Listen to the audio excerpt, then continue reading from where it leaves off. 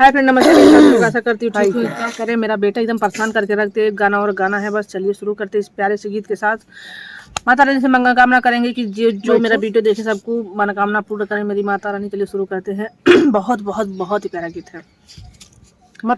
चढ़ाई बचुनरी मैया कहिया ले आईबू, चढ़ाई बचुनरी मैया कहिया ले आईबू, कहिया ले आईबू मैया कहिया ले आईबू, कहिया ले आईबू मैया कहिया ले आईबू, चढ़ाई बचुनरी मैया कहिया ले आईबू, चढ़ाई बचुनरी मैया कहिया ले आईबू। छठिया में आईब, बरहियो में आईब, छठियो में आईब, बरहियो में आईब, बोलैबू रनिया नवरातर में आईब, बोलैबू रनिया नवरातर में आईब, चढ़ाईब चुनरी मैया कहिया ले आईबू,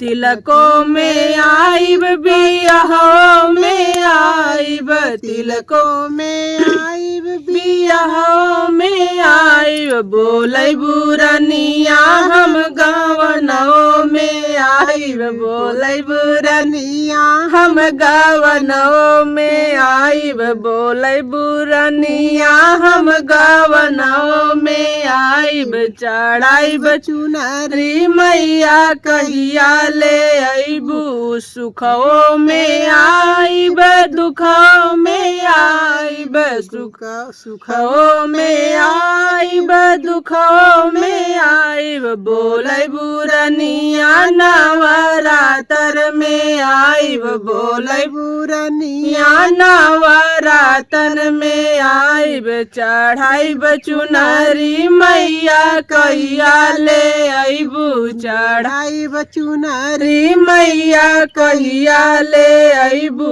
पूजो में आईब, हवनियों में आईब, पूजो में आईब, हवनियों में आईब, बोलैबू रनिया हम जब चली आईब, बोलैबू रनिया जब हम चली आईब, चढ़ाईब चुनरी मैया कहिया ले आईबू, चढ़ाईब चुनरी मैया कहिया ले आईबू, कहिया ले आईबू मैया कहिया ले आईबू, कहिया ले आईबू मैया कहिया ले आईबू, चढ़ाईब पियरी मैया कहिया ले आईबू, चढ़ाईब चुनरी मैया कहिया ले आईबू। वीडियो पसंद है लाइक है कमेंट जरूर करें। जय माता दी, हर हर महादेव। मेरे प्यारे फैमिली मेरा हेल्प कर दीजिए।